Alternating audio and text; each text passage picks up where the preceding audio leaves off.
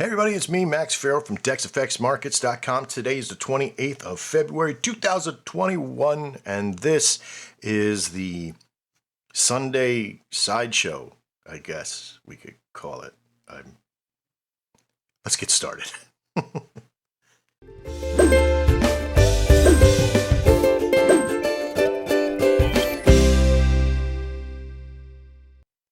All right, and we're back. Why is it called the Sunday Sideshow? Well, because I got a bunch of clowns and actors with me tonight. We got Chris Gagne, Jerry, Ron, and Thor with us tonight. Welcome, gentlemen.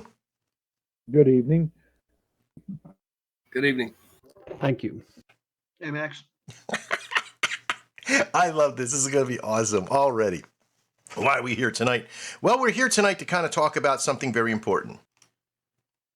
We're here to talk about the NFP, and we're here to have a conversation with Chris, Jerry, Ron, and Thor, because these are the foremost experts, if you will, that we've put together to talk about this process that we have had for many years.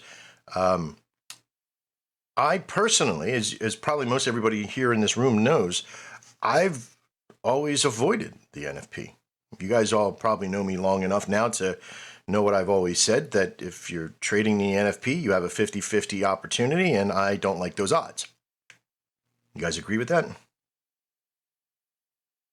Oh, yeah. Okay, Hey, Max, well, it's the 50-50-90 rule. This is Chris. Yeah. If you have a 50-50 chance, 90% of the time you're wrong. Yeah, right? So I guess that's the end of the conversation. We'll see you next week. Next Sunday night, right. We'll be talking about the week. Everybody. It was a great. Bye-bye. So we have also on the line, we have Jerry and Ron, who are running the data division for DexFX Markets and the process for the Dex Delta signals. You know that, the Dex Delta signal system, right? It's that thing that's in there trading and making us all this money. Yeah, absolutely. So here's what we have that works for us. We have a process that we do when we're looking at data to be able to look at what we refer to as back testing. And we'll come out here in a second to talk about that. And how did we do that? Well, as you know, we all have what we refer to as a signal pattern, an alert pattern that we use when we're trading. And our Dex Atomics system, that's what we all use, right? We're, like we always say in all these videos, we're the ones using the same tools that you're using, so you could do the same thing we're doing. We're just doing it because we know it a little bit better and help you get an edge. But for now, what we have done is that we've taken some of the history over the process, and we've came up with some great information. But one thing that a lot of people had been asking, and I'll yield to Trader, or to Thor, I keep calling you Trader Thor because of your name in Discord. I'll yield to Thor because he gets a lot of people who ask him questions. And what is a couple of the biggest questions you have about the NFP and money? Well, the first one is how does it affect Forex? Mm-hmm. What is our employment rate, which is essentially what the NFPA is, affect Right. Forex? And the other one is, what should I do? Should I trade it? Should I shut it off? Should I wait and see? You know, and that's kind of tough to answer because it a lot depends on your philosophy about trading. Right. Well, I think too is, and I think like people in our group that fish, like Quick Hitter and a few other people, they say, where are the fish at? Or where is gold? Where do you find gold? Well, gold is wherever it's laying at, right? So it does depend on your philosophy and what you want to do. But if you have statistical data that gives you the success rates at certain times, that's really important too. And Ron, you use some tools with us that, what is the main tool you use to backtest that data, that we look at our signals and the success of those signals? Trading View, the Dex Atomic system that we have, that everybody has available. Wow. We okay. We look back 90 days and we've tested our pattern over the last 3 NFPs, and we've had great results with that so far. Okay. And we're looking at a really good week. So basically, you took the last 3 months, because the NFP, the non-farm payroll, comes out the first Friday of every month. Now, that's pretty much likely, as long as it's not within the first, if it can't be the first day. And I think sometimes they even yield to a second day. It has to have a Wednesday and a third and a Friday there. They usually try to have a Wednesday, Thursday, Friday mix there. I've seen the NFP fire where Wednesday was like the 31st or 30th, and then the NFP was that first week, that first Friday. During that time, there's usually some heavy lifting when it comes to some of the trades. I think crude oil is a big one on Wednesdays before the NFP that gets hit. And that usually affects a lot. There's a lot of pairs that we work with that are what we call commodity pairs that depend on other processes such as gold or oil or other market values. And the data that you chose to test was our main pattern that we use, right? Yes. And of course, I forgot to be cycling through our thing there. And you used the data using the DEX atomics itself, right? So it's not like you went to some weird program that checks NFPs. You basically, if you're seeing the screen now, you probably didn't, maybe because you've already done each week broken down for the last 90 days, last 13 weeks, you already had most of this data already. But this is a process that he would have done. He would have taken a pair that we've been using that has gotten a good time at a good hour, like this 0,900 to 1000 with a short Euro USD, and you would have tested that historical data. Now, in this particular case, we're using the 31st of last year, okay, because this is the first part of the week. The Sunday would have started there to the 5th, right, the week ending of the 5th, which is that February, or not last year, geez, sorry, of the previous month of that NFP. You've got the correct dates. Great, I got the correct dates in there. My mouth is just not working. But then this first Friday, right? So you isolated that timing. This is all for you Dexatomic nuts out there, right? Who are using the Dexatomics as well. And then we've isolated, of course, the risk value you're going to use or what have you, and that time. Now, for you to go do this as somebody who knows the system, Ron, this kind of this went through pretty quick for you, right? Yeah. But you already had a head start with a lot of stuff and already had some spreadsheets done and all that kind of good stuff. So Ron was able to do it very well and gather the data. If you, who's watching this right now, wanted to do something like this, my suggestion is that if you have a certain pair you're trading at a certain time, if you've isolated your own variables and your own timing and your own levels and your days and everything else, the best thing to do is to go back over those three times. And remember, it's always the first Friday, right? So in December, let's look in January. In January, see that first Friday was there, but the actual data was here on the 8th. Is that right? Did I do that right? Yep. Okay. So the first Friday was the first, but really the first Friday for an NFP was really on the 8th. So you would test from the 3rd to the 8th. And then if you have a premium account over on TradingView, you would be able to go back to December at this point, but you wouldn't be able to hit November, okay, because they're only using 90 days worth of data there. Now, luckily for us, we've been doing this for a long time. I've also back-checked and back tested to the process for a couple more months past this to verify that our averages are going to be working the same, and they are. So when we talk about we've back tested this process, this next week is just going to firm up what we're doing as well. Now, once that data has been collected, it goes over to another specialist, who's Jerry, who then puts it into all the proper pivot tables and systems, and we've started to really get a feel for what that process is. Now, Jerry, you've used all that data to sort of compromise and find an average of everything, and how well are we doing over those 3 weeks that we were looking at when we isolated?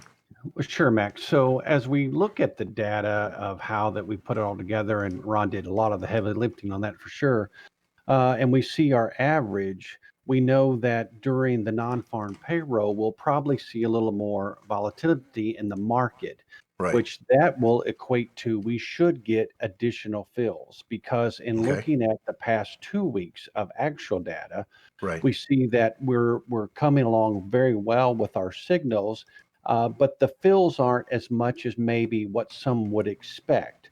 But I would counter that they are pretty much in the parameters because of the strike prices that we have. But what we do know is with more volatility, saying that wrong, but anyway, Volatility. Okay. thank you. There's going to be a lot more movement. So I anticipate, and based on isolating these 3 weeks, I anticipate that it actually could be a better week than what we've seen in the last two. Okay.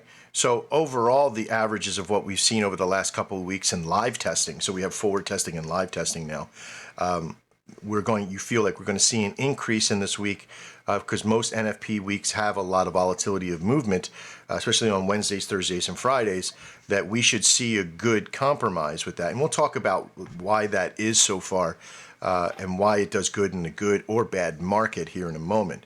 But let's jump into the data that Ron and Jerry have put together and compiled over those 3 months. So the first week, in the week ending of the 5th of December, yielded out, when we back tested, about 1,083. Now, what this means is that the pattern that we use right now, okay, this DEX delta signals pattern that we use, yielded out $1,083. Now, when we back test, we formulated a factor of, when we looked at what is the difference between our back test and our forward test and our live test. Our live is about 33% of what our back testing will show. Now, this is in most cases. It will fluctuate between 33 and 50% depending on, and even sometimes even higher, 70%. I think this last week was 70% yield over what we had shown, right? Is that right? Is that right, Ron? It was like 384 expected, and all of a sudden it showed up at more, right? So there is a higher yield possibility. So with a little bit what Jerry's talking about, the yield being a little bit higher, and especially with a lot more movement, these numbers we're really looking forward to being between $350 to $400 in that process. Now, this does not mean that that's what's going to happen this week. But this gives us the best available bet to say, I think this will work, especially on the NFP. Because other non-weeks of the NFP yielded out pretty close numbers to these processes that brought us into that hopeful consistency of $250 to $300 a week. Now, if we look to that point, I'm sorry, yeah, I didn't mean go to ahead. interrupt you. No, please, to that please point, our normal weeks have not yielded those numbers that you're seeing in the NFP weeks. Right. And so that's why that I have some confidence. Again, it's a guess. We're not making any promises by no stretch, but that's why I'm anticipating it to be a little bit better. Yes. I can make one promise, Jerry, and I think everybody here can now. I have the confidence to put my money where my mouth is. I have the confidence to turn on my system live and let all 4 levels do their job this week. And if I win or lose, there's still 2 things that I get from that: information and more confidence. Because if I'm going to lose, we haven't found a week yet that has buried us, right? We haven't had a week where we've lost 250 or 750 from this pattern. And no pattern has it shown over the last 90 days, which is 13 weeks. And we could probably even take it back further. Even when we had like 35.65s, we had a break-even week with 35.65, but we have not found a week that will bury us at that point. So even if it is a bad week, I've still had 2 really good weeks. My one account has prospered, or I only have one account, but my wife's account did 2 something, and I did over 1,100 this week, and with 3 contracts on, plus doing some other trading with the DEX Atomics on my own and manual. So I don't think that, even if I stop the month right now, I'm ahead. So if I do lose a little bit, that's okay. I don't think we're going to have a super bad week. I think, in fact, we're going to be doing exactly what you said, more fills. These numbers that you see here are higher than the averages of the other 3 weeks during the month. So it's proving us to show that the data is coming to say that it's a higher week. I think it's going to be a higher week this as well, and everybody here sort of concurs with that. So the big question of should you even trade, I think we all concur with yes. Right? You guys are all for that process of yes, we should be trading and using the system this week. There is no week that we have back tested that would tell me that this week would be bad. Matter Right. of fact, if this week turned out bad, it would be the exact opposite of every week we tested, and that's Right. just probabilities are just too Very, very too low. high. Yeah. Yeah. Or So the this is probability of it happening is, yeah. this is Chris. Is there so essentially for our viewers, we're saying that this is a good week overall to trade. Now the NFP comes out on a Friday. Is there a particular time? Maybe Thor can answer this. Is there a particular time, let's say on Friday, that you would want to be, have no trades on The for NFPA the particular week? it Or comes I'm out at just I'm 8. just asking for help out our viewers here. Right, it comes out at 8:30 in the morning, which is kind of an odd time. Most indicators like that or reports like that come out at the top of the hour instead of 30 minutes. So if you wanted to strictly avoid it, you would just simply not trade any trade that comes on, any signal that comes across at 8 a.m. on Friday. But remember, And that would be one way to do it.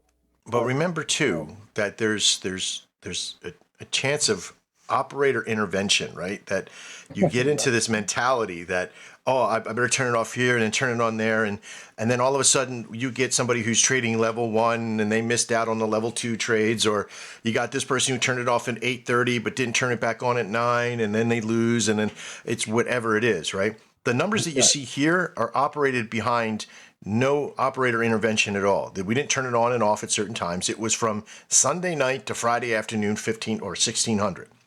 Right. Right. And it's possible that 8 to 9 could lose, right? Yeah, It's absolutely. possible. So After yes, winning so an you could $800 say week or exactly. $1,500 week, you could still come down from that point. And to your point, I tried to be smarter than the data that we're looking at, and I cut off my live account Friday an hour too early. If I'd left Right. it on, I'd have got one more win. So Right. that's to your point about our own intervention. I think good or bad, we let it go. So let's talk about that for a second. There are indicators and stuff out there. There are things that you can look at. And Chris, you came out and talked about it a little bit for a second. What systems are out there that people could look at that are a good value to look at towards the dollar and towards the market and that kind of stuff? Well, generally, take a look at the DXY that's on there. That'll be on your TradingView account, and it gives you an overall view of the market and where it's going and what it's doing. Because the dollar is, let's face it, it's the reserve currency of the world. So we just have to keep that in mind, and you just can get a general feel for the trading and what's going on. For example, if the dollar is, we'll say, tanking or cranking, and that's what I call it. Okay, then the amount of signals that you'll get will probably be a little bit less, most likely. And then once it settles out, then you start seeing some more signals. So it's just one of those. It only makes sense, right? I mean, Yeah. if you've got it tanking or cranking, you don't know where the high point's going to be and things of that nature. So that's just something to take a look at. And of course, the 10-year yield is the overall debt market, and that's something to keep your eye on as well. And I think these are all great points. If you're doing a value of trading, and again, what Jerry was saying, what Thor was saying, and what Chris was alluding to earlier with, when should you stop on Friday? If you are trading manual, if you are I'm not going to trade manual at all this week. My value of the system is that I have enough historical data for me personally that I don't trade on the NFP because I get too worried. I get too overwhelmed with data. Like I do look at the DXY and I do look at these other values. I intervene in that process. I'm probably not going to trade manually. If I normally would trade, I would be trading a certain pair. I trade the Euro USD, Great Britain Pound USD. I trade between 11 and 1500. And when I do trade in those times, so if I wanted to trade, I would isolate ones from the data that works well. Those I would take and look back. If I really wanted to do the research from that, if I'm not going to start trading until tomorrow at 11, I would spend some time tonight. Now, these are for you viewers that are watching right now or after the fact. I would look at these times. I would look at my period times that I'm in here from, 1100 to 1500, and I would look back at that history of that week. Right, I've isolated the week here, and I look how well would I have done for this particular pair at the AUD USD at the medium level. Right, and I could go down that list and just start to see real quickly what are my success rates for that time period for that week, and I can see that there is some pretty good. 66. Remember, we're looking above 56%. There's 50%. There's one loser out of it. Doesn't mean maybe I just won't trade the Euro, Great Britain, Pound. But if I only trade these three pairs, there's 66%. There's the Great Britain Pound USD through that time. That's 100%. So that's probably going to be on my watch list for when I'm doing that. And then periodically change and just pay attention to where my markers are, where I feel like I want to trade or not trade. I could use that DXY to say, okay, I'm only going to go with it when it does this. You make up your own rule at that point, But as far as the data goes and the signal, we have this thing cranking on the pattern itself, the one that we've tested, tried and true. Okay, we have now 13 or we have many weeks worth of data, but the last 13 weeks of data that we have, that we comprised and then or compiled and placed it into this part of the process of what works for that pattern, especially over the last three NFPs. Now, the last three NFPs doesn't create the best average in the world, right? I can't wait until the 1st of January 2022 when I can say, look, we got a year's worth of data. You better be trading, right? So the soft valuation here for this coming week for the NFP is to stay the course. Now, if you're manual traders, this doesn't mean go out there and just do, caution to the wind. Every single trade is going to win. For our pattern, for the DEX delta signals, is to trade every single signal that comes over and stay with that process using one contract or however many contracts you're using in your arsenal. Now, if you're using multiple contracts, you may want to think to pull back down to one, but that's up to you, right? Err on the side of caution, that's up to you. But for me, if you can afford to trade all four pairs at the same time, please do so. Do your thing. If you're restricting it, we're going to eventually tell people to stop restricting your system and just let it go. If you can't afford to do the four, then maybe you shouldn't be trading the pattern. Trade manual. Find your one and onlys. Find the time you can trade. Or go find the money to be able to trade at those levels. Chris, what do we say? Go sell coconuts or turn into aluminum cans or something, or find the money to make it happen, right? Yeah, absolutely. All right. Also, what you see on the screen right now is investing.com. You would go to the tools. I would pull up the week, okay, so you can have an idea. If you are going to avoid the news, if you're a manual trader, you're going to want to, kind of move this market. Now, one thing I forgot to say with what Chris was referring to about, the market's going down and doing all that stuff, is that we trade Forex on a sell or a buy side, and we use a price action model. That means if you get an hour that's bad and the news pops up and forces the market to go in a direction against your trade, after another trade, it's going to evaluate that price action again and stay with it.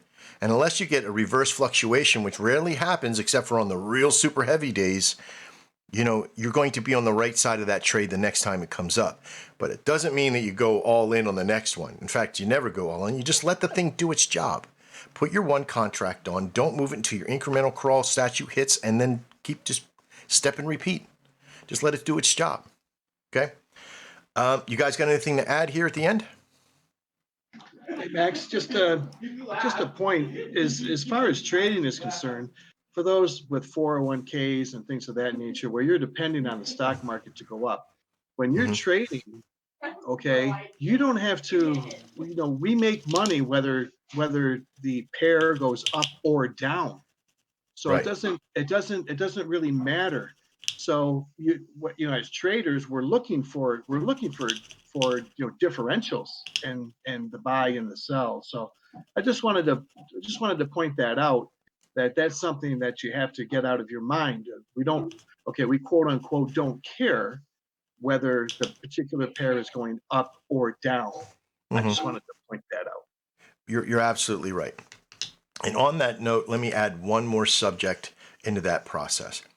If you're trading auto and you're watching your pair, I think I alluded to this the other day, that if you're watching that pair and you're like, oh my God, this is crazy. This is driving me nuts. It's going up. It's going. If you're Thor yelling at the computer screen, that's one thing, right? He's got enough history in this to know how to psychologically deal with that stuff. Yeah, But I just yell at it, but I don't do anything with it. right. But for me, I have found when I am over invested, right, which I invested too much, whether it be time or money. Okay. When I over invested into something to that extent and I'm getting angry or getting upset, or it will affect my psychological value of the process, I'm over invested. Right. So if you're looking at the screen, you're yelling at it and you're like, oh, if this doesn't work, I don't know how I'm going to eat next week. You're over invested. If you're looking at the pair and at the last 5 minutes, you're like, oh, come on, you got to win. You got to win. Then you're over invested. If it affects you negatively, you're over invested. So this week, your challenge for trading with the auto system of the DEX Delta signals is to get the pair on. Let's let it do its job. Turn it on. It should be already on by now, right? No signal fired off at the 7 o'clock hour for 8 p.m. expiry. But turn it on. Make sure it's running. Make sure everything is good. And split. Come back, not at 2 minutes before the top of the hour, if you see a signal fire, but 1 minute after. And deal with whatever it is may be. I hope that's good advice for all of you. Anybody else have anything else they want to add before we split? I just want to thank everybody who has joined us this week. We've had a number of people, new people come on board, and people who have upgraded their accounts. And I just want to say thank you guys. I won't mention any names. You all know who you are, who's come on. And it's been a very exciting week as far as new members and so on. And thank you. It's nice to see, because we've had a couple of new people, but we've also had people that have been with us for a while and just needed that extra confidence. Of course, it's taken a long time to get here. But the people that I truly want to thank, of course, is Chris and Thor and Jerry and Ron for taking on this responsibility of the company as well, and really making it work. You've taken what I've made and turned it into something even better than ever what I could see it to be. And if it wasn't for all of you doing your jobs, we wouldn't have what we have. So thank you very much to all of you. All right, guys. That's basically about it. I mean, unless you guys got something to throw in there, I'm going to quickly do this so I can say it as I'm doing it. I'm Max Farrow. This is DexFXMarket.com, and we really do appreciate you being a part with us. We look forward to seeing you inside, and as always, trade well.